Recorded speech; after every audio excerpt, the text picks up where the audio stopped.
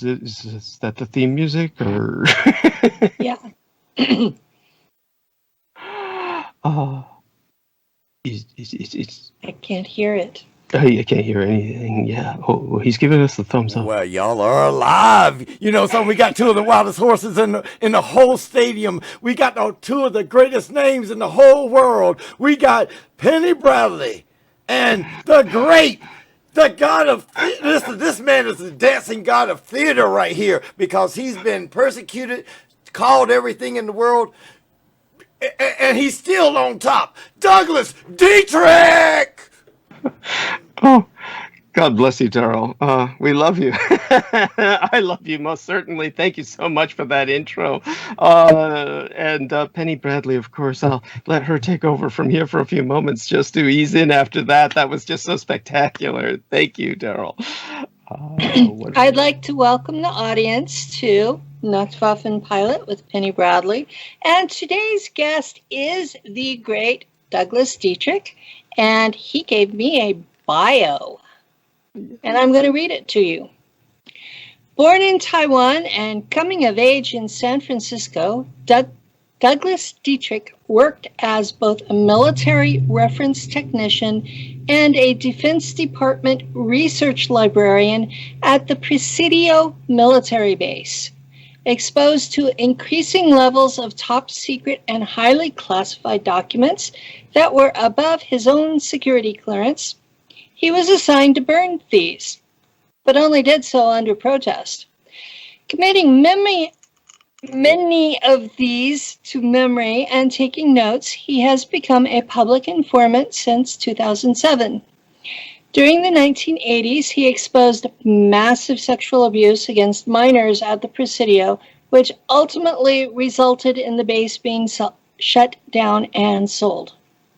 His acumen and background in military research has led to Douglas being cited as the foremost expert in Asian geopolitics in the world. He currently hosts a YouTube channel that is monitored closely by political interests across the globe.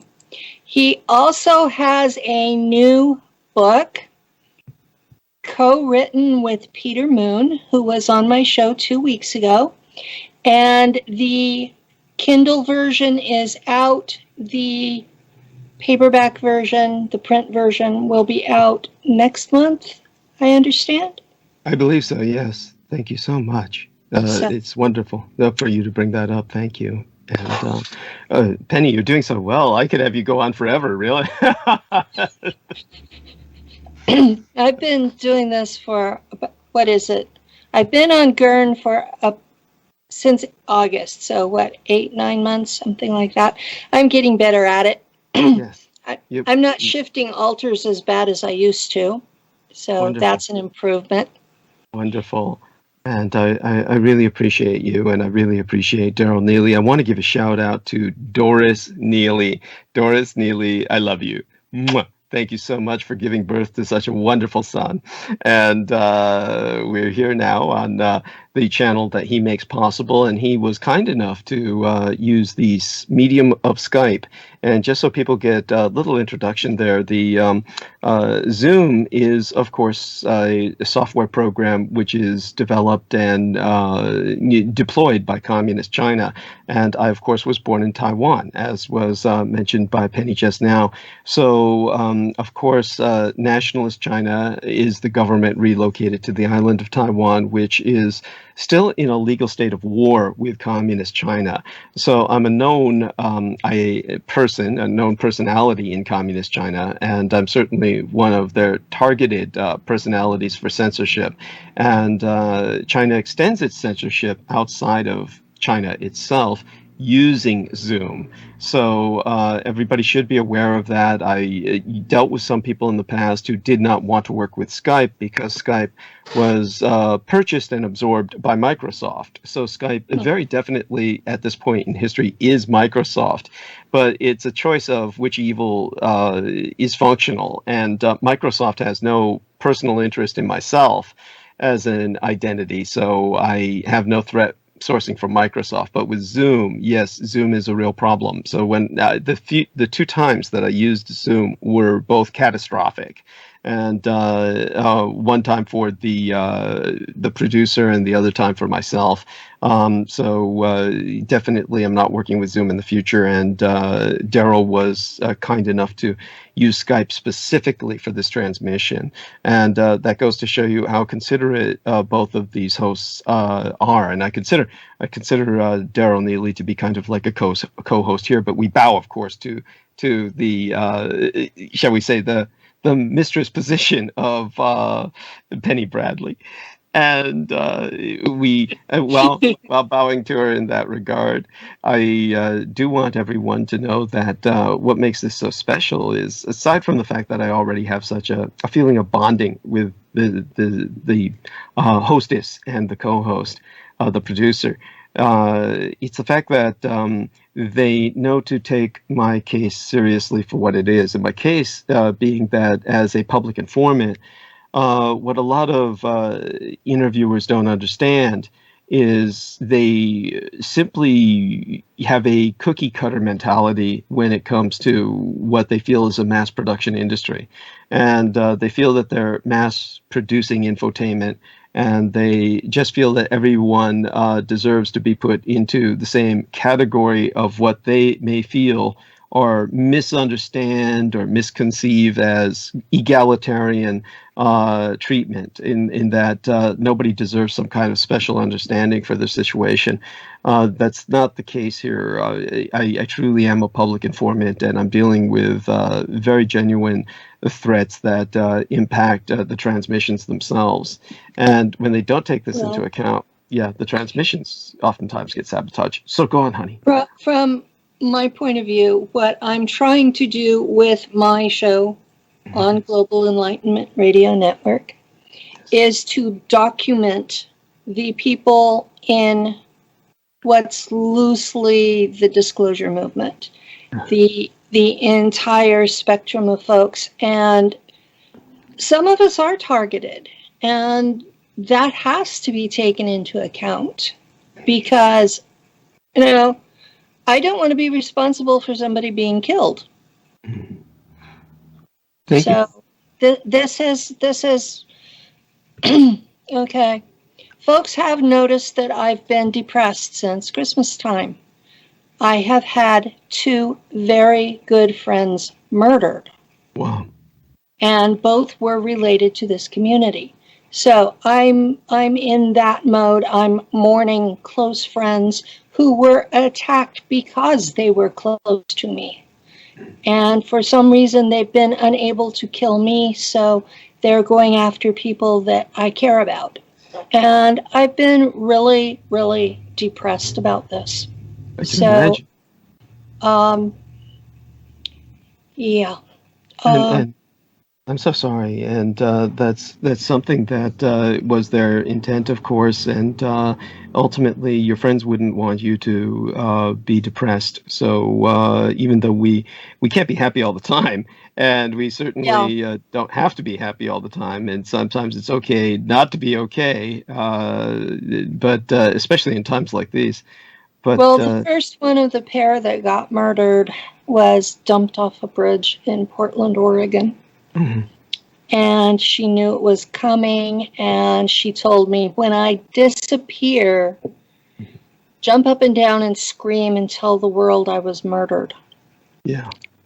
And so I'm saying Autumn Storm was murdered. She was dumped off a bridge.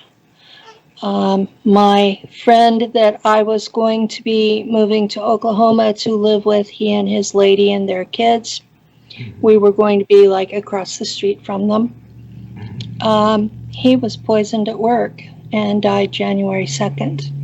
So these were people that were close to me, and they weren't public. They weren't going to be on my show, but they were people I talked to every week on an ongoing, regular basis for years. Wow. So, Is this the first time you've spoken of this openly? This is the first time I've spoken publicly about it. I've talked about it in my support group. Okay. but this is the first time I've mentioned it publicly. This community has a really high death rate, and those who are public more so. And for them to be attacking people that are close to me is like the utmost uncool. Right. So this is something that I'm taking seriously. Anyone who is already threatened, like you are, Douglas, I take that seriously. I appreciate that. You know, it was no problem at all to bring you onto Skype instead of Zoom. Thank you.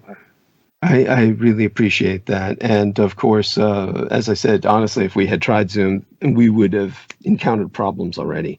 But in terms of what you brought up, I hope I can live up to all of that hype that our man Daryl has brought forth, because honestly, I do want people to know this is one of the few times I've actually conducted an interview where I've had no sleep for a while. So I'm going to be possibly showing it, but that's fine.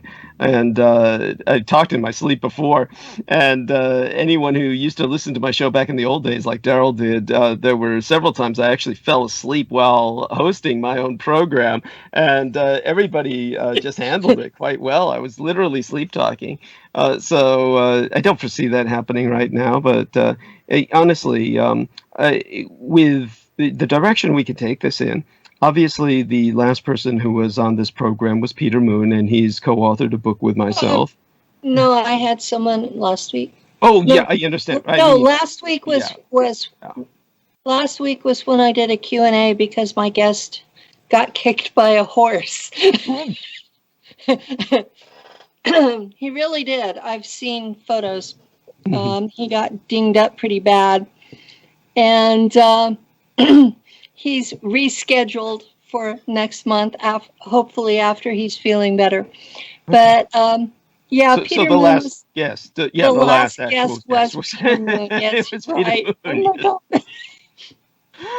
And so he was, talking about our book that we co-authored together, and I was actually surprised at the angle that he took.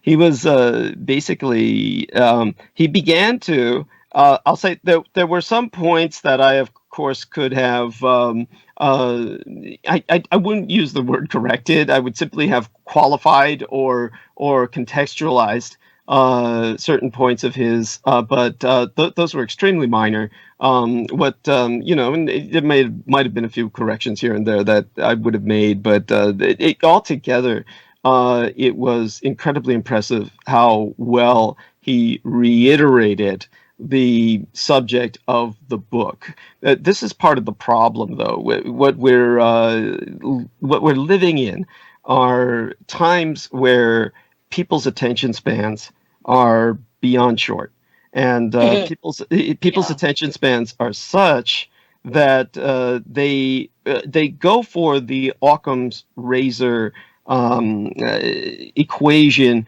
almost without training in critical thinking. That's one of the things that Penny Bradley brought up in that interview, was that children are no longer educated in the art of critical thinking, which is all too true. And we're in for a massive dislocation because of that. But in terms of Peter Moon and his, shall we say, playing to the opposite of the way the American mind in particular works and the Western mind in general, he basically outlined the book fairly in depth. So it's recommended that anybody who wants to hear what the book is about, listen to that interview, review it. We may touch on some of those points today, but he did it so well, it would almost be reiteration for me to go there. And that was, again, as I say, a kind of problematic, because here's what people think in terms of how they pick and choose their information. And that's the great problem that we have in the world today, is the sense of individuality that people have and the sense of sovereign power that they have over how they decide to, quote unquote, create their reality. And that's something that on my stream. And if the people that are doing it want to go to war, I'll take it to war to them. Douglas, Penny, y'all back on. I'm just pissed. Let's y'all do y'all thing. Do y'all thing. Thank you. Yeah. Odin, this is not the first time it's happened on my show, has it? Yeah. No, it hasn't. Well, by the way, I saw. Yeah. This is like a regular thing on my show. Yes. Yeah. Despite whether it's Zoom or Skype, but I did notice a freeze earlier for a period of time. So yeah, no matter what you're going to work with, it's going to be targeted. There's going to be glitches.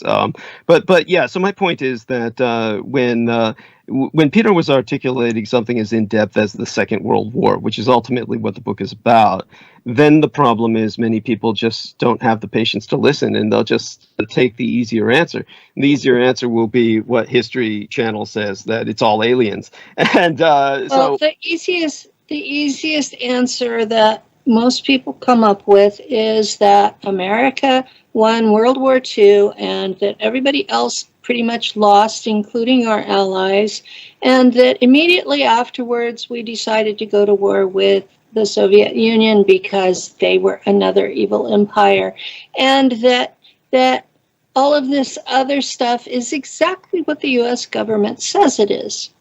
And that is the usual response. So those of us in the alternative community, and to be honest, that's what we're considered, some of us, based on our own experiences, whether on Earth or elsewhere, have our own ideas about what happened. And yours come from documents that you were asked to destroy. Well, these are documents that actually, many of them exist where people can access them as well. So there's plenty. Good to hear. Yeah, there's plenty of circumstantial evidence where people can verify and vet everything that I say, certainly in the book. And ultimately, that's what I'll refer people to for convenience in today's episode. In terms of the way I thought about how Peter approached it, which was very academic and very dry, and when he went into the articulation of the narrative of the book itself, impressed as I was with the detail, it probably would have been, for the case of just selling points, probably would have been better if he just started bitching about the co-author and just started saying, God, you have no idea how hard it was working with Douglas Dietrich. And, you know, between all the nefarious partying and the blood drinking and the cross-dressing, I can't believe we got this shit out. And honestly, it's, that probably... Is all that stuff true about you? Well, you have to take it in context. I mean, that's part of the problem, is context. It's kind of like everything that we say about the war has to be taken in context. Without the context, this is part of the problem when you talk about complex issues. The truth is... Well, that's why I asked. Is it objectively true? When you say objectively true, yes, it's objectively true, but let's not jump to conclusions without context. In terms of the book itself, I do want people to understand that, yes, the Americans lost the Second World War. That sounds incredibly hard for people to comprehend without reading the book. That's basically, it's better not to even explain it at this point, because we got only 2 hours. We got less than 2 hours. And so what Peter did was a fairly admirable job, but most people would probably still not really follow the narrative. They would lose track or just lose the ability to comprehend such an information overload. So in terms when I'm looking at people on these kind of interviews, usually the first 5 minutes their eyes glaze over, their mouth drops open, and they don't hear another word for the rest of the time. It's true. It is true. And as a matter of fact, when Peter, now granted, I know you go from altar to altar, but I did see the cameras, and when Peter was going into the narrative, it struck me that you were kind of looking around, just kind of. I was listening. I was trying to be good. It was a complicated topic, and I didn't interrupt him. Yeah, it is. It is. That, and, you know. And that would be another point about critical thinking. Let's put it this way, people. This is an important thing to remember. Occam's razor is important, and the problem with Occam's razor, as well as its key, is that it says that the simplest solution is probably the solution. Whatever seems to be the simplest answer is probably the answer. That is a double-edged sword. That isn't always true, though. Thank you. Life is more complicated than that. Thank you. Sometimes it's both and, not either or. Yes, and so do always bear in mind that life is a million shades of gray, and the adult world is a lot more complicated than you want it to be. People are looking for childlike stories. They're looking for childlike storylines. They are looking for not only for a childlike storyline, they want something that's set in stone that will never change. Yes, and but in reality, as you get more information, your viewpoint should change. If you have exactly the same as you did 30 years ago, you have not grown at all, and there's something wrong there. And the funny thing about this is, because of my place in so many pivotal events that most people, frankly, have never heard of, and yet when they are made to understand them, such as the closing of the Presidio military base, etc., then they understand my participation in these pivotal events, and then I get this kind of reaction that is not necessarily malevolent. In some cases it is, in other cases it's not, but with people who are of a certain generation, oftentimes they brought up Forrest Gump. And Forrest Gump, of course, is just so the younger listeners understand this. Forrest Gump is, the movie has not aged well. And the other very disturbing aspect of that film is that the majority of Americans who did see that film actually mistook it for a documentary. That's a fictional satire of American history. Thank you. But beyond that, many people took that seriously. Yes, had some issues with reality. Well, most Americans have issues with reality. The biggest problem of the film was that many people identified with the character so much, or found him so likable, that they started a chain of restaurants. I don't know if you remember that. There was a Bubba Gump Shrimp. Yes, it's a chain of Forrest Gump restaurants. Now, the point being, again, for the younger people who don't know, if anyone seeks some kind of object lesson from if you were to watch the film or suffer through it, is what I would say, then the reality is you're watching the narrative of someone. The whole point of the film is, no matter how much the world changes, Forrest Gump never changes, and this is not what people think of when they make the analogy with myself or try to analog that. They're simply saying it seems like you were in all these different places, like Forrest Gump was, as this kind of continuing factor throughout a certain, what would otherwise be a very disparate or disconnected narrative. And so that's where their analog comes in. But the reason I don't take well to that, I don't find it insulting. Of course, some people mean it as such, but others mean it as a compliment. But honestly, when you take a look at someone like that who has been through as much as that character was through in the film, and they never change, okay, we're talking about an idiot. This is somebody who has no maturation process. There's no maturity. Wasn't that made clear at the beginning that he was, I don't know what the current euphemism is, but that he was less intelligent than the average? In the book on which the film is based, and I think they were trying to get it through in the film, he was, quote unquote, an idiot savant, which meant that he was basically somewhere along the autistic spectrum where he was able to accomplish things in his mind like mathematical equations that lead to advanced understanding of the phenomenon of light in the book. In the book, but in the how much translated into the film seems to be zero. It's basically they're just showing this guy who's supposed to be a good guy. He's just a good guy, this good-natured dude who just goes all over the place and meets all these different people. But the reality is, of course, that that itself is nothing to emulate. It's a tragedy. So yes, this is the message that should be. It was. How I took it was that this was a person who was less intelligent than average, who somehow, even though he never matured in any way, still managed to survive and thrive in America, and went through all of the key points of popular history. Whether it's true or not is irrelevant. It was popular history. Yes, thank you. And so one more interruption. The message to our listeners is don't be like that man.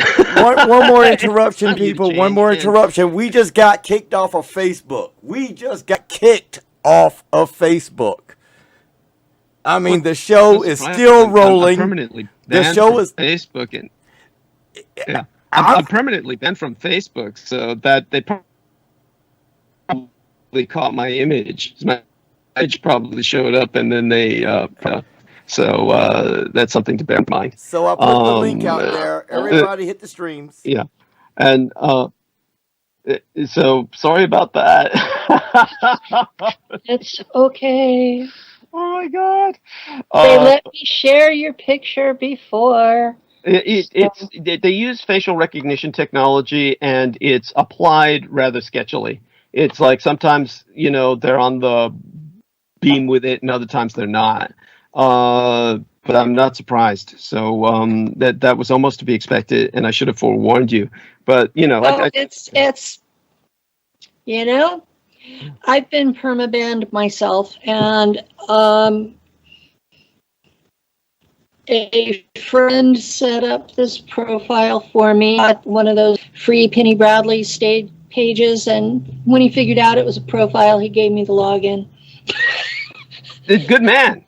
Excellent man. I'm glad he's in my world. Love him dearly. Yes. So the people understand. His first name is also Douglas. Wonderful. So, usually can't go wrong with that. But just so people understand, my own Facebook timeline now was gifted to me by the most famous actress in Japan, who happens to be a pornographic actress, and that's why she's the most famous actress in Japan, is because she's actually known outside of Japan because of all of the consumers of pornography. Actually, her largest fan base is in China, where, of course, they had a one-child policy, and they're stuck with 75% male population because they killed off all the baby girls. And my bringing up facts like this is one reason why, if we were using Zoom, we'd be zapped right now by the communist Chinese, because they censor everything outside of China that they have control over, as well as inside of China. But in terms of the Asian population base, as Penny mentioned, I'm somewhat of an expert in that area. Because you've got all these men staring at each other, there's no woman to teach them about sex. So you can actually look this up. Sora Aoi is the woman who's known. They haven't taught each other yet? Oh, God. Let's not even start with that. That's like... by the way, just so people understand this, homosexuality is considered an illness in communist China, and homosexuals are sent to camps to be cured. That would be a serious problem. 70% male and not allowed to express homosexuality. Yes. That would be a problem. It is, and so we have a developing situation there, and but nevertheless, in the interim, one of the stopgaps is a lot of porn and masturbation. So Sora Aoi is the name of the lady in question, and she's known as the Japanese woman who taught Chinese men about sex. So I have her timeline, one of her timelines. She got married and retired. And so one of her timelines was gifted to me, and you can find that at facebook.com/Douglas D. Dietrich. That is effectively my timeline now. So all the D's are uppercase. That's where we've been talking, yeah. Yeah. And so go to facebook.com/Douglas D. Dietrich to keep up with whatever's developing in Dietrich world. And so all the D's are uppercase, but everything else is lowercase. Douglas D. Dietrich on Facebook. And that will get the story away time, so I can't even out a drag. So that's a virtual version thereof. The other versions we may as well get into, since one of the questions that Penny had was, she was asking, was it either or was it myself or both? Kind of like basically asking, how do you like to be referred to, he, she, or one of the gender neutral pronouns and the like? Okay. SSP community. Because we are used in bodies of either gender, we come back confused. Sure. And some of these people are so confused that they're having the surgeries. And so as someone who counsels these people, I'm in a totally non-judgmental, and it wasn't any kind of accusation. It was, okay, he's got this profile that's female. I know him as a man. What does he want to be called? No, it's deeply appreciated. Your sensitivity. It was an attempt to be considerate. Of course. No, I wasn't presenting it as otherwise, honestly. Okay. The reason that we brought the issue up, so we're broaching these issues now, broaching and breaching them, I suppose. So when it comes to a lot of these questions of identity, just for the fun of it, we'll just cover them. We brought up the blood drinking, the cross dressing. Let's try and put some of that into context, so that might be a good plan. Yeah. Yeah, so that people understand that, and then we can, refer people to the book for the war in the context of that, and of course, there's another book that I wrote, and we are going to publish a second edition of that, which will be greatly expanded in terms of its historical component. We had to get all of the physiological component out first, so that people could. Basically, we were trying to prevent just this wretched individual from taking it and trying to copyright it as fiction. And that is one of the things that we've run into with the Roswell deception book we published. Peter Moon, I argued against the title because I thought Roswell is too specific, and just thought that it dates the book, it renders it anachronistic. I mean, people have had it up to here with Roswell, even though it's a pivotal part of exposing the fact that the Allies lost the Second World War. And on reflection, Peter was right in a certain sense to include Roswell in the title. It turns out there was a fiction novel by that same title, The Roswell Deception, that he chose, the title that he chose. I would have chosen the title A Lie So Bold, with several periods thereafter. A Lie So Bold, and he knew where I was coming from. He said, that's just too academic. That's something academics would read, but this is for the popular audience, and then they'll see the trigger word, and that's the selling point. And so he's right in one sense, but there's a fiction book by this same title. I mean, like exactly the same. So the only difference is our subtitle. And so people need to pay attention to that, and look for Peter Moon and Douglas Dietrich when you look for the Roswell Deception. You don't want the other book. The other book it's not just fiction; it's bad fiction, and it's there's a lot of bad fiction in my community, masquerading as semi-truths, and some of these things I have read. I collect PDF files. So I have a section in my external hard drive that is for what I call classic UFO books. Mm-hmm. And some of those are so spectacularly bad that they're funny. Right. Yeah, no, I hear you. And with the Roswell deception, I will make a suggestion to Peter. We'll see if he goes for it. There was a lot more I was going to put into the book, and he was talking about certain limits. He works on a kind of a template, but maybe he'll reconsider re-releasing it under a different title with a bunch of stuff that I can add in. So everybody understand that what you get with the Roswell deception, as written by Peter Moon and Douglas Dietrich, is sweeping, but at the same time, it's very much a 1.0. It barely scratches the surface. There's so much I could go into to emphasize so many points.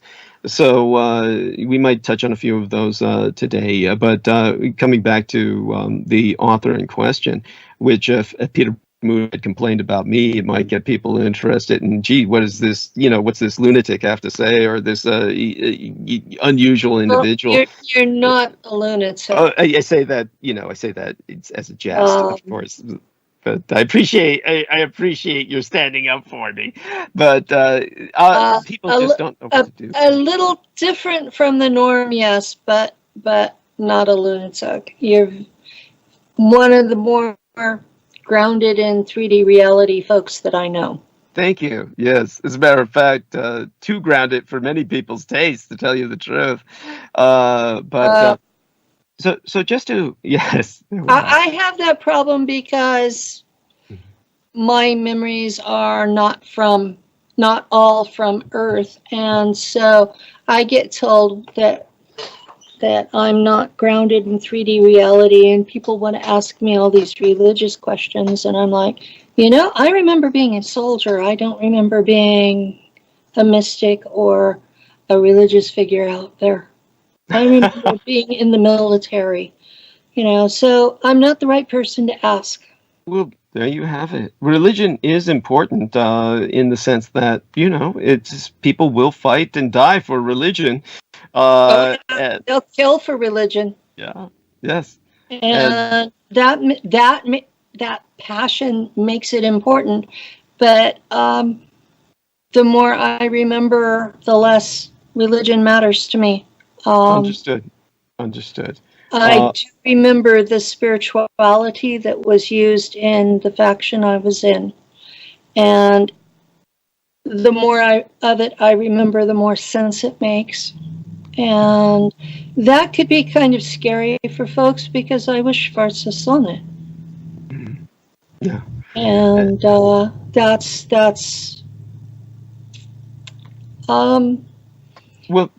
we didn't have deities, but otherwise we were very much a left-hand path. And, when you take those abilities and apply them to helping people, that switches its polarity immediately. Mm-hmm. Thank you for sharing that. And so speaking of switching polarities, just so people have a context for where I'm coming from, the other book that is published is called Vampirology, and it would be spelled as in Vamphyr, Vamphyr, and Vamphyr would be the more Euroslavonic spelling, more correct spelling of vampire, and Vampirology, the study thereof. And so if you look up Vampyrology, then look up Douglas Dietrich with that, of course, you should be able to find that book and then order yourself a copy, and that would give you far more detail than you would probably ever want. It's what I call the blood of the subject, but not necessarily the meat, which would be the history of why the investigations started into vampirism in the former Soviet Union. But just so people understand the basis of that book, the Soviet Union was not the only nation state to launch formal studies into vampirism. The other superpower of the day, which was just yesterday as far as history is concerned, was that of the Third Reich. But in the case of the Soviet Union, those documents actually became available to us. They became available during the Cold War because there was a young medical student who was against his will being assigned to Novaya Zemlya, which is a godforsaken very large island in the North Polar regions, where they ultimately conducted the test of the Tsar Bomba, which was the largest thermonuclear weapon ever ignited. They did that basically to create a kind of cratered area that they ultimately used to inter, just as a concentration camp affair, many people that they deemed to be vampires. And so the Soviet Union began studying vampires in World War II. They took the subject very seriously. Did they bother to make sure they were actually a threat to others? They just considered them such. To give you an example of this kind of attitude, you can look this up. There was a cryptid that we would call a Sasquatch in North America. And of course, there are several terms for them in Eurasia. The most common one you hear of is Almaty. But there's enough subspeciation where one name really doesn't do these creatures justice, or these entities. And one of them was discovered in Russia, and it was incredibly well documented. This was during World War II, and the body was preserved for a period of time, and I forget exactly. I could look it up, but I'm not going to bother right now. Forget exactly how ultimately the remains disappeared, or maybe they didn't for a long while, and then ultimately were destroyed due to a fire or something. But the reality was that this individual was discovered and was brought to the high command in the Stavka on the Soviet front lines, and they just said, well, we don't know what this entity is, so we'll assume that he's working for the Germans, and they killed him. I mean, it's just like that. It's just their attitude. It was just,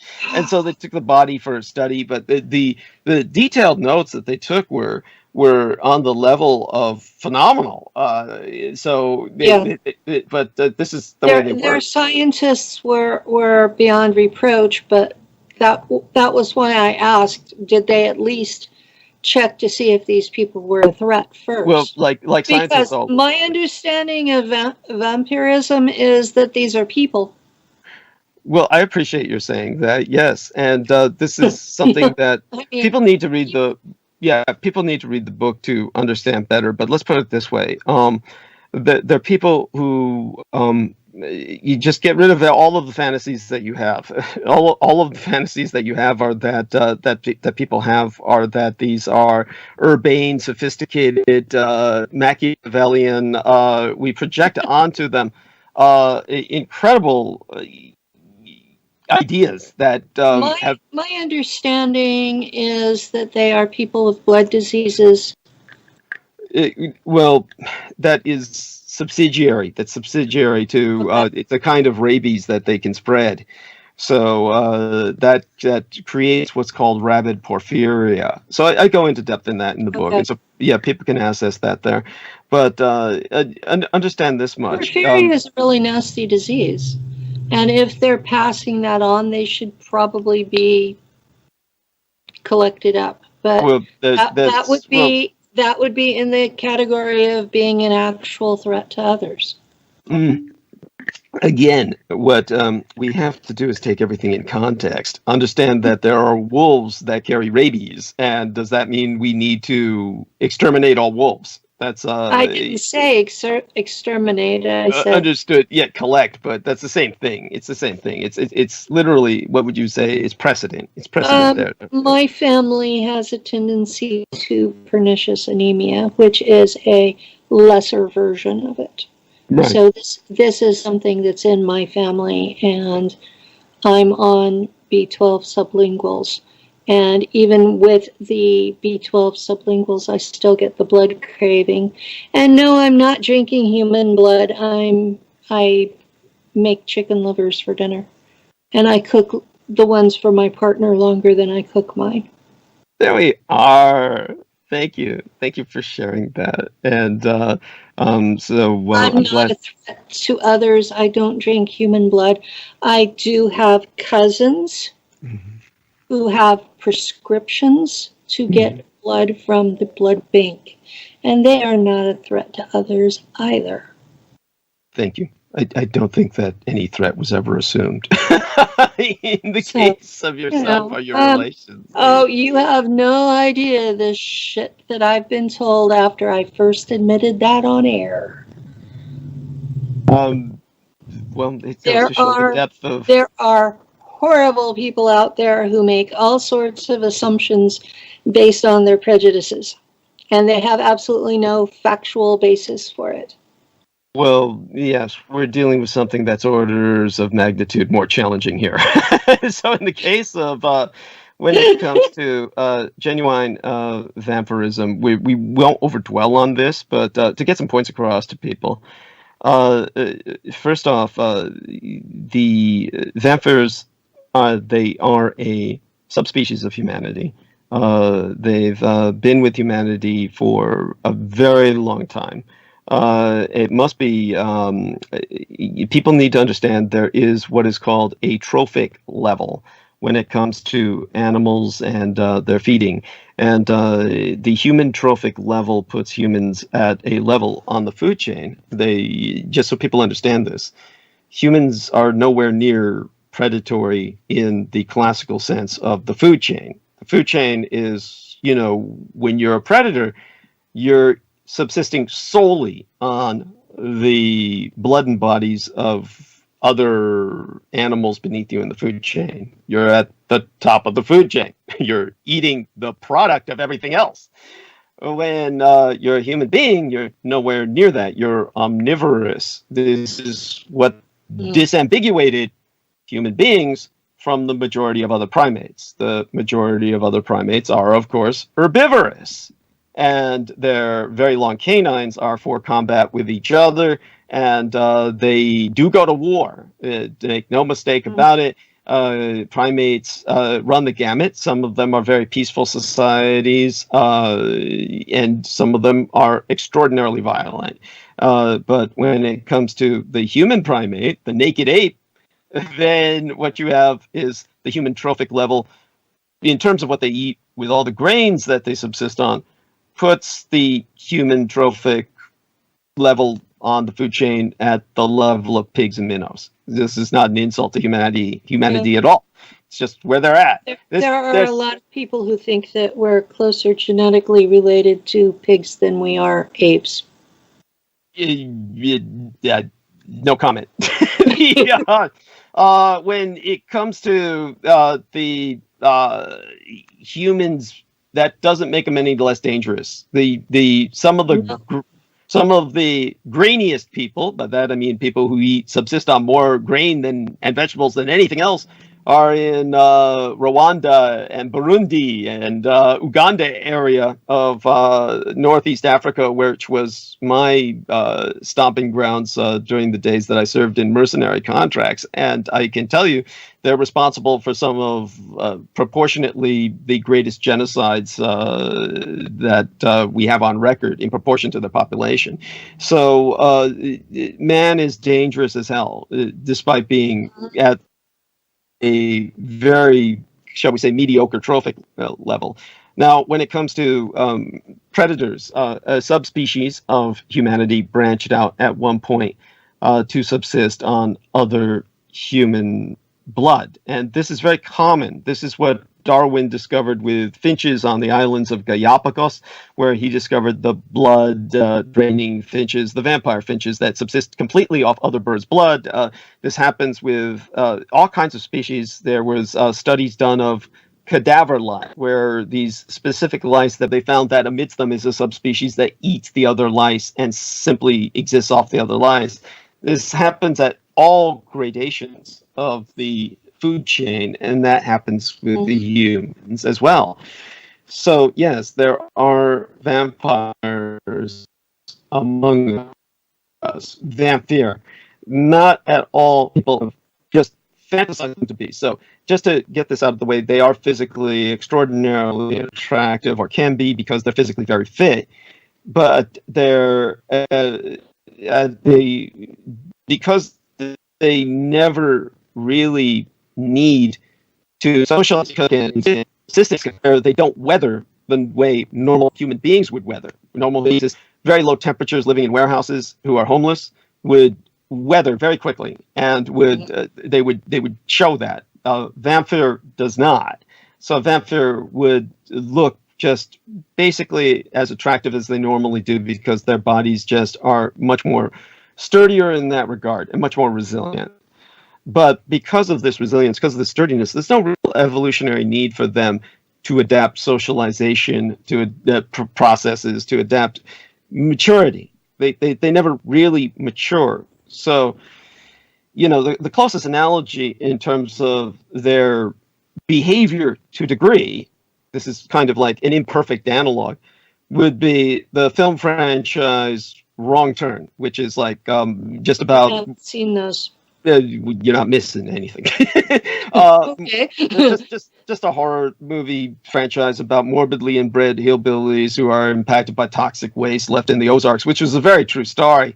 The end results of the toxic waste left in the Ozarks, that is. As for mutations resulting from it, certainly there's much we haven't heard about, but the more lurid results were speculated about in that series of films, Wrong Turn. But as guys got increasingly convoluted, people said how ridiculous it was getting, and it got to the point where they had a relation who was very normal and even spoke rather sophisticatedly and urbanely and cosmopolitan and European accent, just this whole sinister bit. You mean somebody that had not been affected by what had affected the rest of the family? Yes, and then got educated and then started up just basically a franchise so he could just feed the clientele to his morbidly inbred hillbilly relations. Okay, this is something that everybody said at that point. Most of the fans of that franchise checked out and just said, "Oh, this is just too much." Of course, the absurdity of it, the surreality of it, can be understood. And again, I don't want to overdwell on this. I'm just saying this to get the subject out of the way or contextualize so people understand this better. Understand this much: with the majority of vampire, we're talking about people who exist at a level of homelessness. We're talking about people who never need to mature or interact socially at any level of your average adult. So they're always on the fringes of society. They're not people you can sit down and interview in any conventional sense, because they would be borderline feral. We're not talking about people who are, however, acting like beasts or animals. We're talking about people who can walk through a city and pass. And people would only turn their heads probably to know how attractive they are. Other than that, these people are not going to really stand out. And so in that sense, the vampire gene, which can also be recessive or passed on through generally rape, because there's no real romance with someone at that lack of a level of maturity. It's just basically at times there are rape and the gene is passed on. So the rape babies often turn out to be like them and are simply, traditionally throughout European history, were simply discarded or simply escaped, just ran away. And so after a period of time, these people would come back as vampire. And they would be from the beginning, from being born. But people who read the book will understand the context here. Now, every once in a while, because of the recessive gene, what happens is it kicks in when somebody literally clinically dies, like a clinical death. Now, I've clinically died half a dozen times. And yeah, well, there you go. And so in terms of, by the way, not to turn this into a dick measuring contest, how many times exactly do you remember? Or 7 that I remember. Okay, yeah. So in terms of both, that means that both Penny Bradley and I have died more times than Daniel Brinkley. Not that, like I said, not that this is a dick measuring contest. It's not a competition. Yeah. I really, really wish that my body would pick one place or the other, because coming back hurts as much as going. Well, yeah, what really hurts is, just being baseline and living in this world in many ways. But in terms of... if you're sick enough that you die, and then you get put back, and they don't fix the body, it's not a fun game. Yes. It's not a fun game. Yeah. Yes. Don't like this one. Yeah, Peter Moon would handle that scientologically, and he would say there's ways to deal with the engrams and stuff, no doubt. But in terms of by the way, so people who don't know this, Peter Moon was part of the cult back in the old days, to the point where, you know, he was working directly with L. Ron Hubbard. I mean, that's, you know, how he was. It's kind of like one of his claims to fame, just so people understand. Yeah, he just mentioned that he worked for L. Ron Hubbard. He doesn't talk. He didn't on my show talk much about Scientology, so he still has an interest in that sort of thing. Well, he has an interest in, I guess I would say, self-help or something like that. It's just he has an interest in the history of it.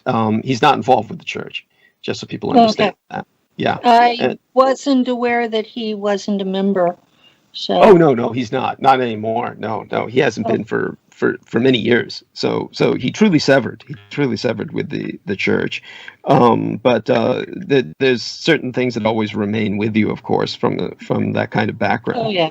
Yeah, and in terms of, I was raised in a cult, so things stay with you. Well, there you are, and so that people understand this, when it comes to when you have vampires that can talk, so to speak, or at least converse at length.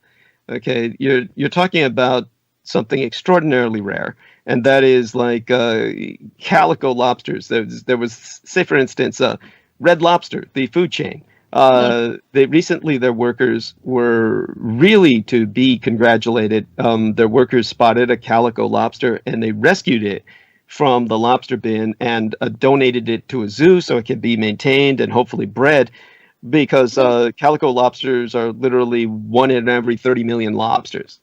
So when it comes to somebody has a death experience and then recovers or reanimates, then that recessive gene can get triggered. Now, historically, this is most certainly what happened with the historical Vladislav Tsepich or Dracula. In the that's case, interesting, because I never had the blood craving before the first time I died. Well, there you have it. There you have it. So you may have a moderate kind of extraordinarily recessive genetic component there, and understand this is like. I'm from that family. Well, there you have it. And, we're not going to go into that, because that family got upset about me talking about them. I'm sure. So when it comes to the situation as I'm articulating it, so people get a better grasp of this. The other way that this happens is through inheritance. Now, of course, in China, the situation is somewhat different, because in Asia there was more of a understanding and acceptance of the phenomenon socially, where such people could be absorbed into wizard societies or sage-like monastic societies. And that's probably a good solution. Yes, it gets them out of the population without killing them, and it gives them some sort of training so that they have the discipline to control themselves. Yes, and so through my mother's bloodline, I inherited the vampirism. Now, it's much different when it's watered down like that. With the case of her father, there was, I can only speculate, the story is actually unclear, but he was full vampire. That meant he was probably one of the rare individuals who had a death experience and the recessive gene triggered in, and he reanimated with all of the needs and advantages and disadvantages. But it was half-bred down in the case of my mother, and then it was a quarter in me. And so I do retain that ability to drink blood, but it's not anywhere near what my mother had. And it's not certainly it was something anyone should try. So everyone did Well, take. I haven't succumbed to it. I eat chicken liver. Oh yeah, I'm only warning people not to try it for the sake of their health, the sake of their own Yeah, health. there's things out there in the blood supply you really don't want to get. Yes, no, and porphyria is only one of them. Well, by the way, just so people understand this, when they look Porphyria up on the internet, they're not going to find what we're talking about. What they're going to find is, of course, Porphyria, which is a genetic condition. So there's the genetic condition of Porphyria, which you inherit. You either have it or you don't. What I'm speaking of is, of course, in the book, rabid Porphyria, which is very different. You actually probably won't find it in this book, and we'll probably have to put it in the expansion, the expanded edition, which we'll probably have to start on very soon. But it's definitely something that is what vampires can spread, because in the kind of feral conditions in which many of them were living, that sort of thing could manifest. So that people understand this. And that was the reason for one of the major reasons why the Soviets started investigating the phenomenon of vampirism. And this is where people get the idea that vampirism spreads. So that is, it doesn't, not in that sense, but in another sense it does. So what you're talking about is a much more degenerate version thereof that can spread, that leaves people highly symptomatic. So, but they're not empowered in the sense with some kind of advantage. So hopefully that gives people just a general overview of everything in that regard. And the reason I'm able to indulge in What Blood I Drink, of course, is this is where we get into the confusion that people have with sex change and everything else. So I come from a background of extreme poverty. So this is there's an entire complicated reason for why this was even tolerated, almost in a sense cultivated. Was, of course, my mother's father was Chinese. So that people understand the uniqueness of her situation. Her mother was Japanese. Now, this is the equivalent of a black African American male in the antebellum South, the Dixieland before the Civil War, marrying a white woman. So it was something that I understood that. Yeah, something that. Yeah, go on. Racial interbreeding has been a taboo up until about 1960. We started breaking those barriers, and the people who resulted from those unions were often mistreated and sometimes outright killed. Yes, thank you. And so when it comes to the situation with my mother specifically, the reason that her Chinese father was allowed to marry a Japanese woman in Tokyo, no less, the capital of Japan, where she was born, during the Great Tokyo Earthquake, which was the largest earthquake in Japanese history. And that was the Great Earthquake and Fire. And she was born amidst all that. But in terms of her delivery, the only reason that it was expected, even encouraged, was because her father was of noble lineage. So people understand further, again, this is where the Asian geopolitics comes in. Most people who are raised in Japan know nothing of this. But Japan, all that people do know is the Yamato dynasty.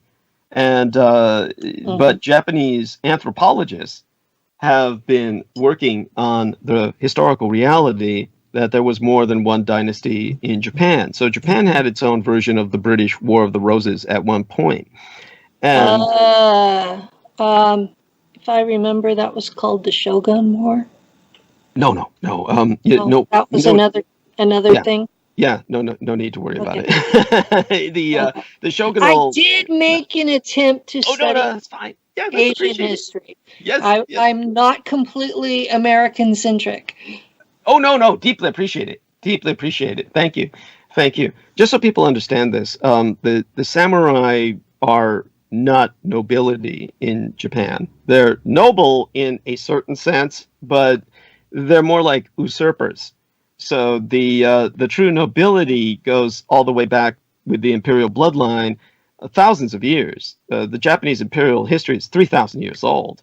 So at the point that you had the real conflict between the dynasties of emperors was so long gone that most Japanese viewed that as mythical lore.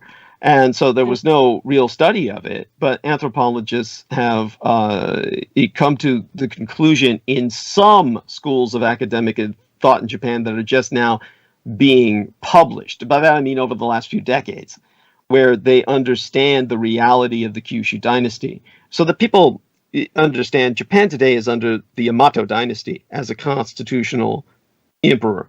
And the Yamato dynasty goes back 3,000 years.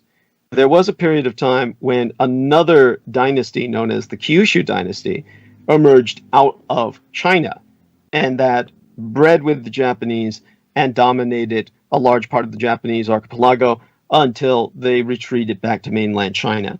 So it was my mother's father that was the scion of the Kyushu dynasty. And this was important to the imperial family of Japan, because the imperial family of Japan prior World War II was uniting all the emperors of Asia. This is why they united with Emperor Puyi, who was the Manchurian emperor of China, who then became the emperor of his own Manchurian ethno-state, the greater state of Manchuria, which was known as Manchukuo. And so you have these emperors like Bao Dai of Vietnam. Emperor Bao Dai of Vietnam united with the Japanese. Emperor Yuan Shikai, who was the first ethnic Chinese emperor of China in hundreds of years, because until then the dynasties had been foreign for many hundreds of years, the Mongols and the Manchus. Yuan Shikai was a warlord who declared himself the first ethnically Chinese Han emperor in many hundreds of years. He united with the Japanese. So you had this need to unite the emperors, and in that sense, my Chinese grandfather was allowed to marry a Japanese mother, and then they gave birth to my mother, who was half Chinese and half Japanese, and therefore acted as a bridge between those worlds. And she was also half vampire. And of course, because of the Kyushu dynasty and its occultic nature, the nature of going covert, basically returning to China, she was on her Japanese side basically related to the ninja clans. So in that sense, she trained me, raised myself in the ways of Inindo. That's the proper word for it, just so people know. People hear this term ninjutsu, which is all right. It's kind of more of a colloquial. It's ninjutsu would be the art of the ninja, but it's not. It's the Japanese don't use that word. So the proper word would be inindo, which would mean the way of invisibility. So in terms of, so people understand the whole concept of ninja. All right, everybody's seen Chuck Norris, and it's fun. It's neat, and everybody loves all of these guys dressed like what would you call them? I mean, they're dressed like black pajamas. Thank you.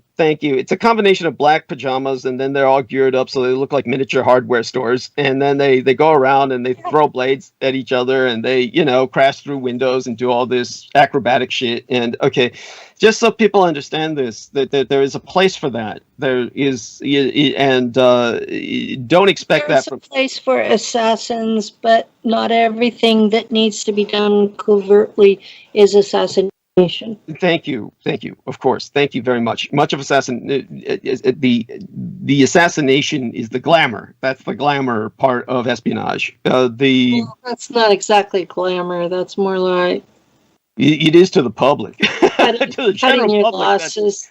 Yeah, to the general public. By the way, just as Peggy, excuse me, I'm sorry, Penny Bradley. I'm sorry. Penny, just as Penny's saying, so people understand this, assassins within the world of professional espionage are looked on as the lowest rung of the ladder especially female ones, because female assassins are expected to use their sexuality in order to pull it off. So they're they're basically considered to be prostitutes. Yes, you have these attitudes. So just in general, I'm talking And more. yes, I know that this because I have alters that are. Thank you, thank you. So there are in the Western world that's the general attitude, and looked on more professionally would be essentially a kind of reconnaissance, the intelligence gatherers. And then, of course, you have the people who never even go in the field. They're not field agents. They're cryptographers, and they crack codes, etc., etc. Now, the world of the ninja encompassed all of that as well. So understand that not all ninja are these acrobats that go around throwing blades. And by the time you get to that point, that simply means everything else has failed. So the whole point of ninjutsu is by the time you're killing people, it's everything else has failed. Yes, and so the whole point is to try to avoid that. By the way, for people who don't understand Japanese culture, cross-dressing has a very different history in Japan than it does in the West, and the greatest Japanese heroes, such as Yoshitsune, are various other kinds of early samurai heroes that border on the mythical at one point or another cross-dressed in order to present themselves as something else so that they could escape a situation or insert themselves into a situation. So this is... Northern Europe has a similar tradition with Thor and Odin cross-dressing at times. Yes, that is true. That is true. So good analog there. Thank you. And in terms of the ninja in particular, what my mother raised me in was that school of imindo, in which one inserts oneself into situations as the opposite gender. So I was raised being able to cross-dress and represent myself as female. This is something that has a totally different background than somebody who's glamming or voguing or simply posing. But nevertheless... And those people, there's nothing wrong with what they're doing. That's right. As a matter of fact, I've degenerated to that that's point. something that the American culture, because of our Judeo-Christian monopoly, we have this attitude that you have to fit a certain mold, and most people don't. I mean, everybody has something that is outside of that mold. And so what they're doing is they're chopping people's lives off. And I grew up in an era where people who were homosexual were often killed for it. And to me, that's always been disgusting and shameful that they could not tolerate difference among them. Yes. Thank you. And I appreciate that. That is just so true and cannot really be overemphasized. My personal thing is, as long as you're sticking to consenting adults, I don't give a damn what you're doing. Yes. Thank you.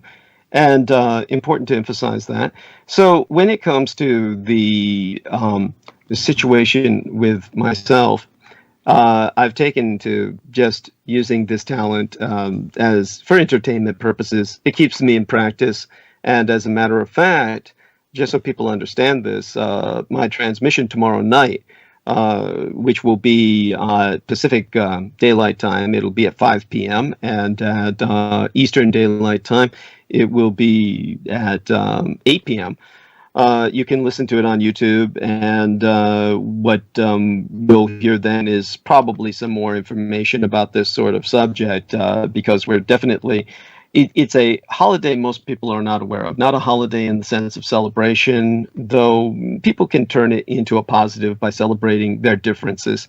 But it's the International Day Against Homophobia, Transphobia, and Biphobia on the 17th of this month on Monday, just so people understand that. So I will be speaking of that on the eve day thereof, which is tomorrow, on my program to a degree. I mean, I don't intend on overdwelling on it, but it's definitely something. You do these 12-hour marathons that would completely wear me out. I'm usually exhausted after my 2 hours on this.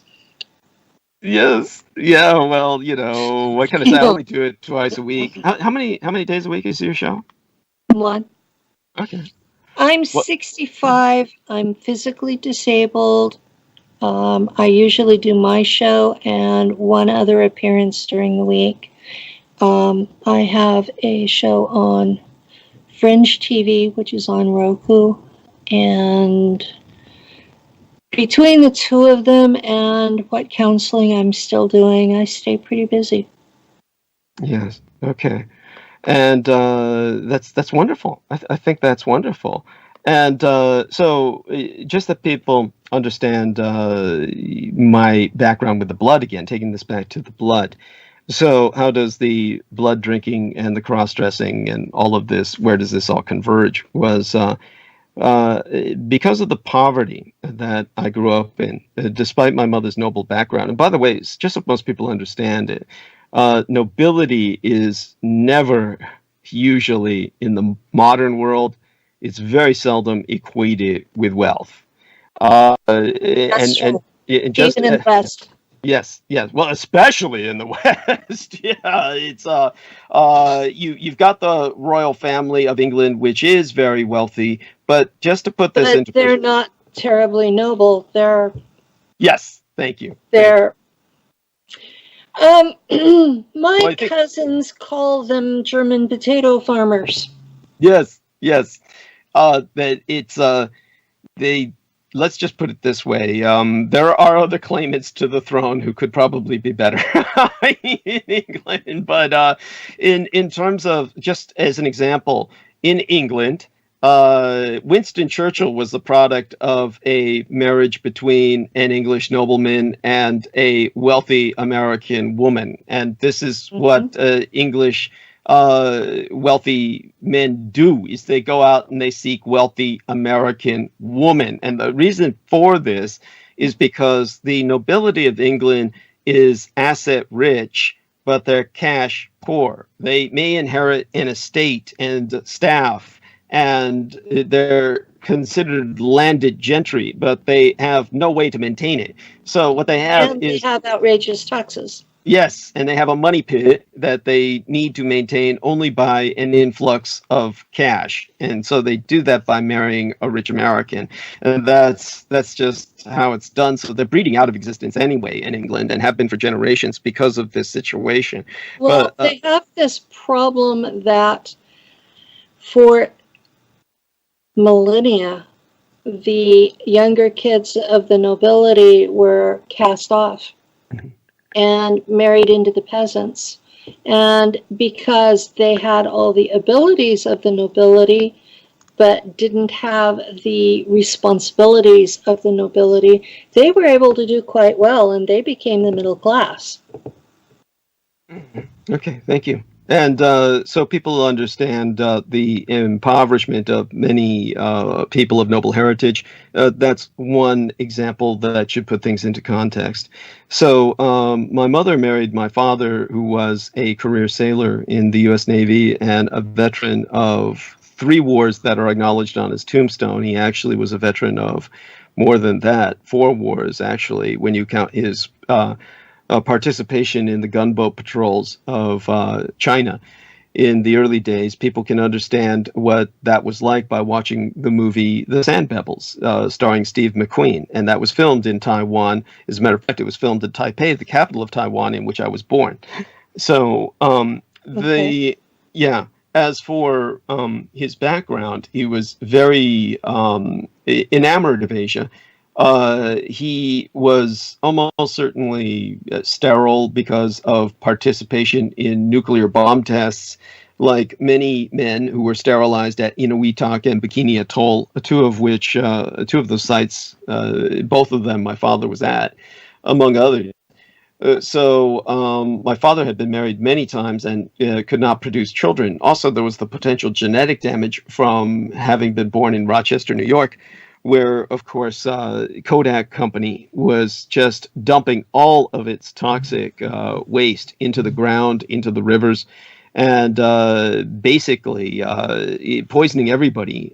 So without going into the gory details of that, I mean, there's your wrong turn for you, and morbidly inbred toxic hillbillies. Is it just go to upstate New York? My father joined the Navy. He ran away from home to join the Navy to escape all of that. It's pretty bad when you go to the military to escape the mess at home. Thank you. And so it was bad. And when it comes to marrying my mother, just so people understand this, it was considered illegal and indeed traitorous for a white American serviceman to marry an Asian Pacific Islander female. And no matter whether they were Vietnamese. We have folks in my family that were in Korea and came home with yes, let me put this into context. Called war brides. Yes, let me put this into context. The best popularly accessible movie for people to grasp the situation, present it in a way they can understand it and empathize with, is a movie called Sayonara starring Marlon Brando. And within that film, they were talking about the situation which I'm trying to articulate, which is that because no one could tell the gooks apart, according to the high command, the Japanese, Vietnamese, Korean, Taiwanese, Okinawan, all of these look alike to any American. So they were all blanketly considered for national security purposes enemy aliens, the Asian enemy. And any man who was in military service and married one was considered automatically a traitor. You would go to jail for that. If you're not aware of this, they show it in the film. Well, I know that it was that way in World War II, but by Korea it had changed. No, let me finish. It didn't? No, it didn't. This is what changed it was people like my father who were part of a class action lawsuit that sued the U.S. military. And it went all the way up to the United States Supreme Court, so that the Supreme Court overturned the UCMJ, the Uniform Code of Military Justice, so that these men could legally marry. So that was during the Korean conflict, and that's why you had relations who were finally able to marry those women at the time of the Korean conflict. Many of these men were not marrying Koreans, they were marrying Japanese, or they were marrying Taiwanese, or they were marrying Vietnamese. They were marrying different Asians all over Asia, but it was during the era of the Korean conflict. So you get this term called war brides was because suddenly it was legal for the GIs to marry, and then the GIs were marrying all these women overseas. Now, bear in mind, it was still on the books in California and various other parts of America that these were illegal unions, different subject from the Uniform Code of Military Justice. But this is what... My cousins were living in Oklahoma. Yeah, there we are. So California, it was illegal for Asians to marry at all. Yes, thank you. That was in the Constitution. Anyone, even their own. Yes. Thank you. So you're well aware of the Constitution of California. Yes. And people don't understand this. Yeah. I grew up here. Yeah. None of this. I grew up on a Portuguese dairy and attending labor camp schools that were mostly Portuguese and Spanish-speaking kids, and there were a smattering of poor white trash, which is what I was considered. And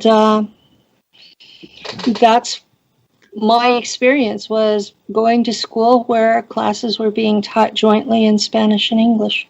Thank you for sharing that. I appreciate that. So it was during the Bracero era.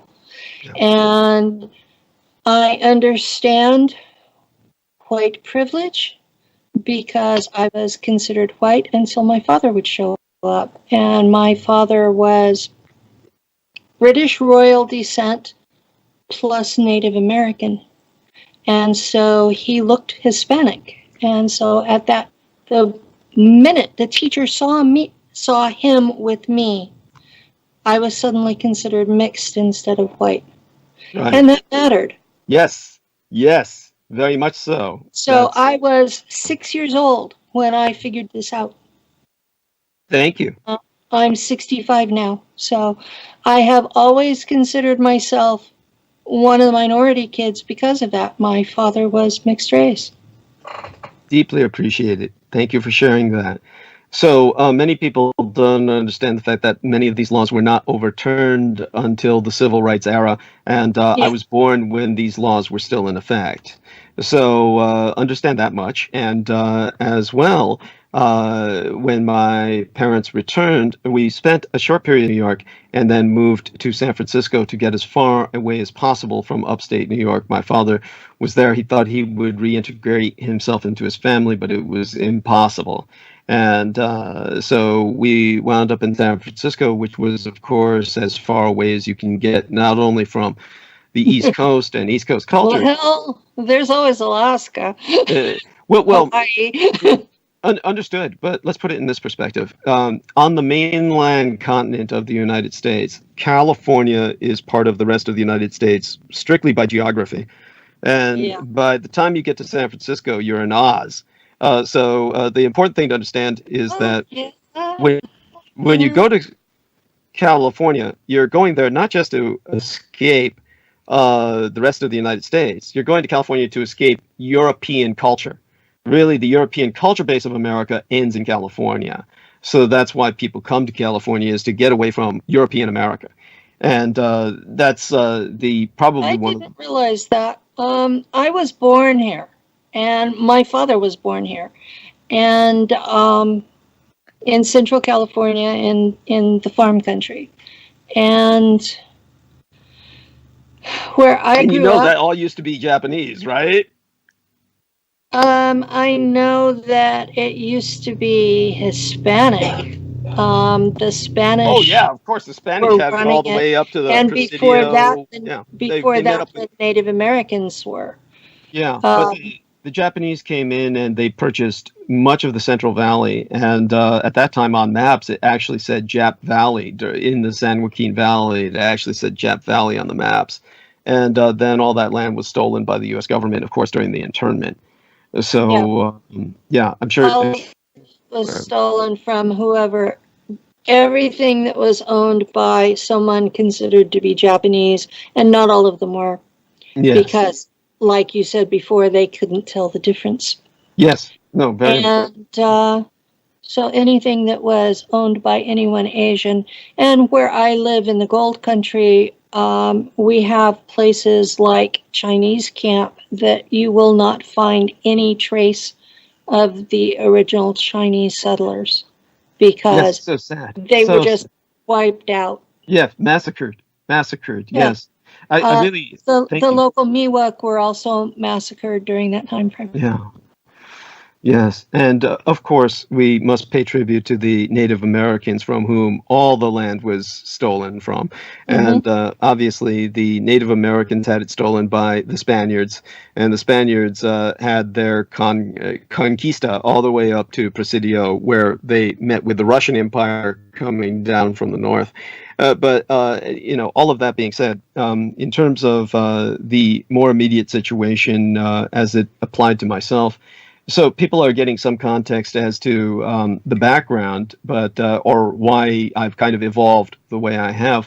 When it comes to the blood drinking, just to put that into some perspective. So out of this impoverished background where there was no way to really escape poverty except through crime, I became heavily involved with the criminal underworld in San Francisco, particularly the Chinese Tongs.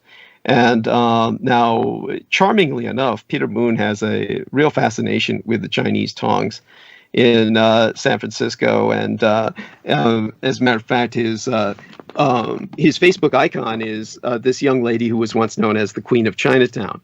And so if anyone takes a look at Peter Moon's Facebook timeline, they wonder who who that is. Yes, who's that young girl is. And so it goes to show you the depth of fascination that Peter Moon has for San Francisco's Chinatown culture. Now, so people understand this further, if you come to San Francisco, and the horrible song comes to mind, or it's not horrible, but, the beats of that song come to mind whenever I say that term. If you come to San Francisco, all of that culture is dead. It's not at all what it used to be. So people get it. We've got the largest concentration of Chinese population, in particular, in America. Is here in San Francisco. The largest concentration of Chinese in America is here. The largest East Asian population altogether is in Los Angeles, but in San Francisco, it's much more concentrated here. We're the second most congested. We're the second most congested city in the United States after New York City. Mm-hmm. And the largest concentration of Chinese as an ethnos is here. But at the same time, Chinatown is not what it was. That was a ghetto. A lot of it was destroyed in the Great Earthquake and Fire. It never really recovered. The kind of underworld community that existed after that had to be much more different, much more dispersed. And as for Japantown, that's just an empty shell. I mean, there's nothing there of cultural significance, sadly. But it's because the Japanese, once they were all interred and then freed after the end of the Second World War, they immediately escaped the United States and left for Brazil or Japan, the largest Japanese population in the world outside of Japan being in Brazil. So they... Can you blame them? Of course not. They had nothing here. There was nothing here for them because all of their property had been stolen. The government had already told them they weren't welcome. What were they supposed to do? Yes, and so... I wouldn't want to stay where I knew I wasn't welcome. No, of course not. So the amount of Japanese left in the United States is minuscule. There are almost no Japanese left in the United States, just so people understand this. People have this crazed idea that there are, large Asian populations in the United States. It simply doesn't. There's a I can put Southeast Asian group in Fresno. I lived in Fresno when my kids were little, and I lived in Little Laos, which was mostly Hmong. Yes. I mean, I can go into depth into these little tiny enclave communities. They are not numbers of significance. We have no lobbies. They were. They were dominating the area. Yes. Yeah, they were dominant in the area. If you go to these areas, you might think that that's all there is, but that's. Oh no. No. Fresno was Hispanics and poor whites and blacks, and the Hmong and Laotian moved into the area. Yes, large quantities. Yes, and I've spoken of that in depth in the past with the phenomenon of the Cho, which we could go into perhaps in another interview, or we can cover brief. Just to get it back to the situation I was in. So involved with crime at the level that I was, and of course involved in security enforcement contracts, mercenary contracts. I actually earned an enormous amount of money at a point in my life where I was at the top of my game. And unfortunately, even though I had earned enough money to buy either a really small house or a really big car, I could have, which is which I would have wound up living in. But it's to be able to buy a small house in San Francisco is truly an accomplishment. People don't understand this. Yes, it's one of the most expensive cities in the world, along with New York and Tokyo and London and some places in Hawaii, and that's about it. There's no other places comparable. So I did have quite a lot of money. I have sons that live in San Jose, and one of them has managed to get an apartment, and the other one is renting a room. Yeah. Okay. There we are, and they're probably San Jose isn't even in the city. Yeah. No. It's not. No, not at all. It's outside of the Greater Bay Area, as a matter of fact. Yeah. But in terms of, but I'm so glad your sons are still in contact with you. So glad they were with you on Mother's Day in spirit, if not in fact. And yeah. And so when it comes to the situation I was in, I was able to purchase, using the kind of money I was making, a young girl off the street, which of course people were selling people on the streets in San Francisco, and a lot of people don't, can't even conceive of this. But this happens quite a bit off in many countries and communities. So I tried to turn her into one of the clinics where we could get her taken care of, basically have some kind of rehabilitation. And but she had no papers, and because she had no papers and no ID, then the threat was there that she would simply be deported to God knows where, or something. She was actually born in the United States, but it didn't matter. There was no records, no ID, and no birth certificate. There was nothing, and so we took her into the Tong, where That's really difficult, and that kind of situation is getting worse, because if you're born, say, since 2000 and you don't have any kind of paperwork, it's like you don't exist. It's true, and you're unable to. So we took her into the Tong, and she was allowed to keep her profits, and when she ultimately was able to save up to do so, she had always suffered from gender dysphoria. And so when she came of age, she ultimately put a lot of money into her sexual reassignment surgery. And then she had a sex change, and ultimately, on the day that gay marriage was legalized, like many other people, she got married. So she was fortunate enough, where I was able to marry her off, to one of the regional Silicon Valley moguls. Now, just so people understand this, his identity is never to be revealed, and that should be for reasons that remain painfully obvious. But but there's people out there that are fools. Yes, but just so people understand the Silicon Valley situation. Now, I've gone in depth into what it's like in San Francisco and how the Silicon Valley economy has impacted San Francisco in a way people just have no idea of. They just have no idea what it's like here, and what the economy is like, and what the class stratification system is like, what it's fossilized into. But much of this has to do with Asian Indian influence in high technology that is only going to grow now that we're involved in a Cold War with communist China. So they've brought a lot of their caste. That's one of the big issues right now between the United States and China is this proxy war over Taiwan, because the supplies for chips. Yeah, for chips are made there, and so both superpowers are fighting over who's going to own the supplier. Yeah, the microchips, and I could go in for hours into why that is, but so long as people understand that much, that's what's important. In terms of the Asian Indians, they're overtaking the power vacuum of the Chinese being ostracized, and so they're bringing with them their caste system. And so their caste system is such that those that are classless, those that are from the untouchable class that come here, they won't be hired or promoted. And so it's all stratified, and it's beginning to reflect here. The moguls, the Silicon Valley upper class, they're all white, of course. They're overwhelmingly male. And for those of you who don't know, many of them, the best known example being Peter Thiel, are very much into young people's blood. So this has nothing to do with vampirism in the classical sense. It's a transfusions. They're called transfusion. It's for rejuvenation. Life. Yes, it's life extension and rejuvenation based on. So people understand that this is not pseudoscience. In the Olympics and in any legal sport, any athlete can do this. When you're in peak physical condition, you take your blood and you take a pint of it or two every time that you're in peak physical condition, and you put it away in storage.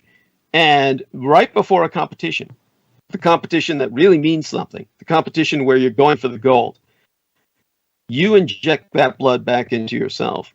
And you can legally do this. You can legally do this in front of the fucking judges, and they can't do shit because it's your own blood.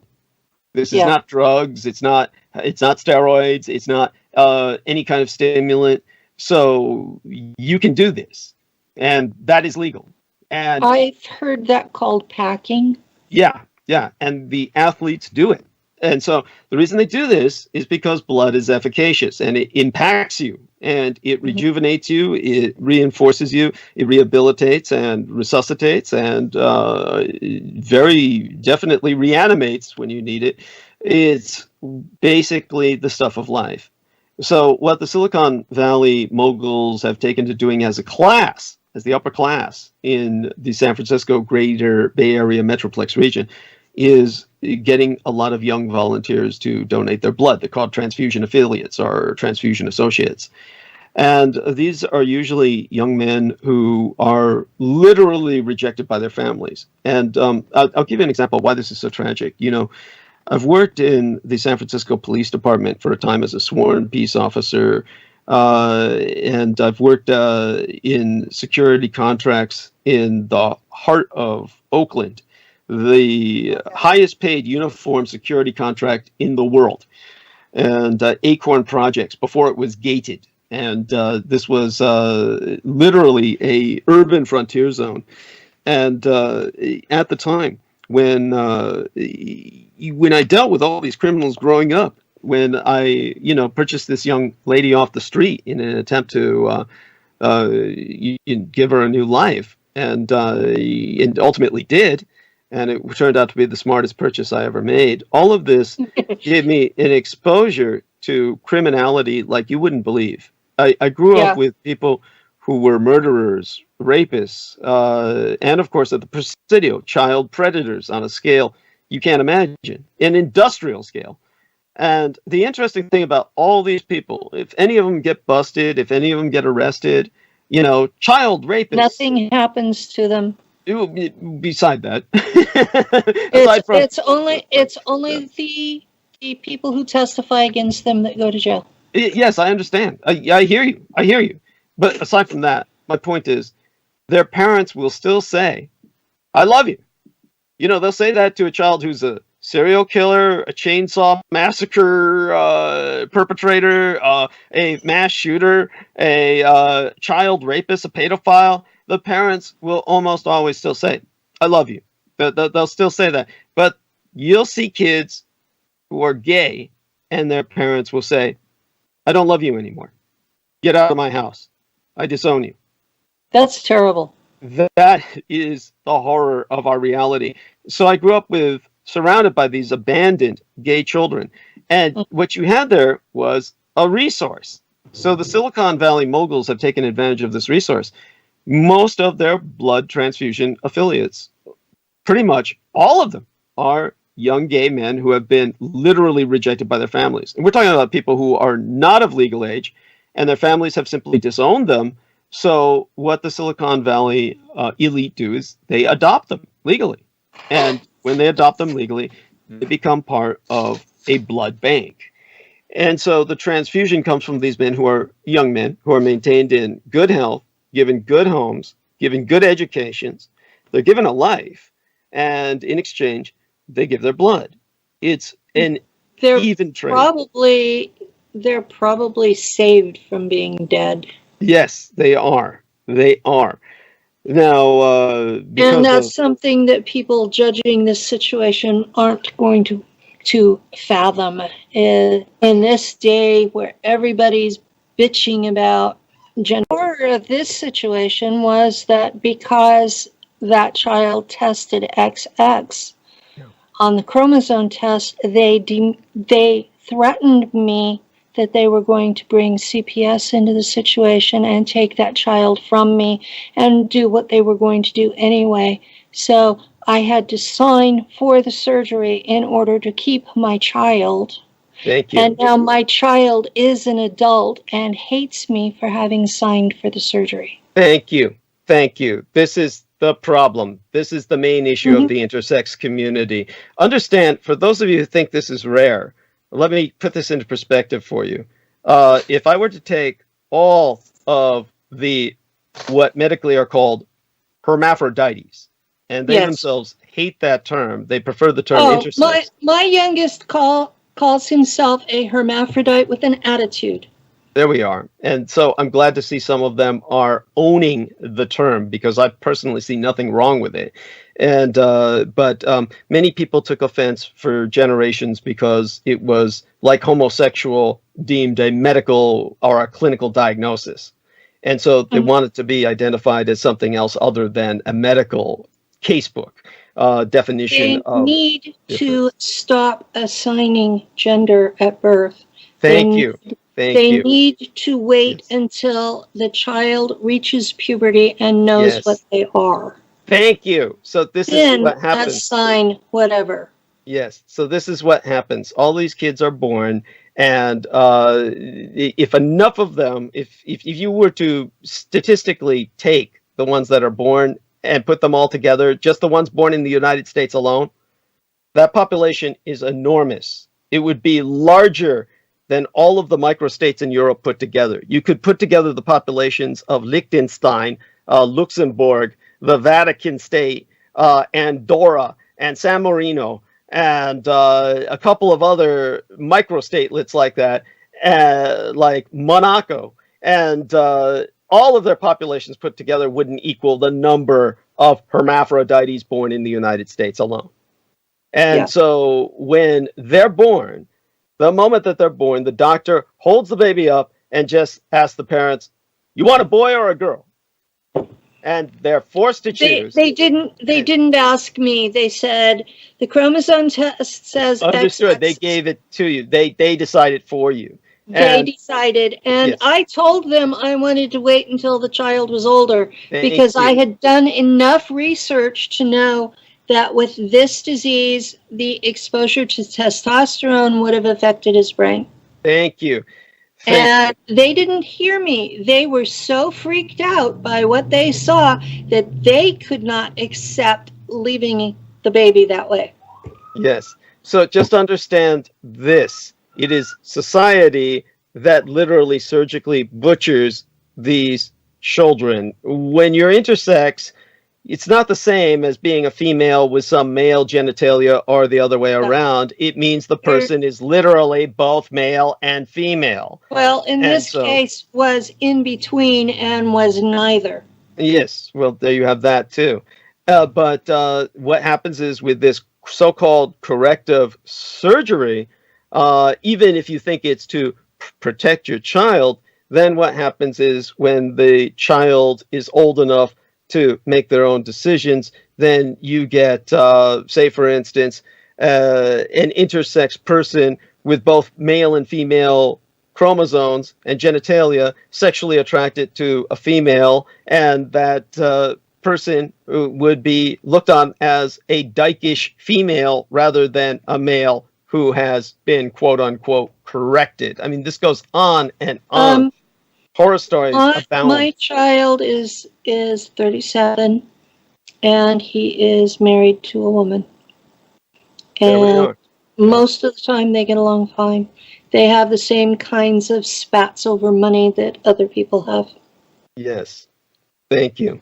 And so in terms of all of this, hopefully that gives people a little bit of an education into the complexities of gender. There's definitely the more complexities of my understanding is that my children, I have 3, they're all grown, that my children have this disease because my genetics were modified for the black op I was part of. Well, I wouldn't think of it as a disease. It is simply they're born with a different gender. It's congenital adrenal hyperplasia, and it requires medical treatment. Well, what it requires is for the child and the parents to go into counseling until aside from the treatment, they're medically until the child decides as an adult what they want to be, whether they want to stay the way they are or whether they want to be changed. That's what's needed. You're missing the point that they're medication dependent. That's I'm not missing that at all. That's why it's called a disease, is they're medication dependent. Well, they can be. It's not that way in every case. Remember, your case is not everybody. This particular disorder. Anyhow, it's time. It's time. And definitely appreciate the time we've had, and certainly your sensitivity to these issues. Yes.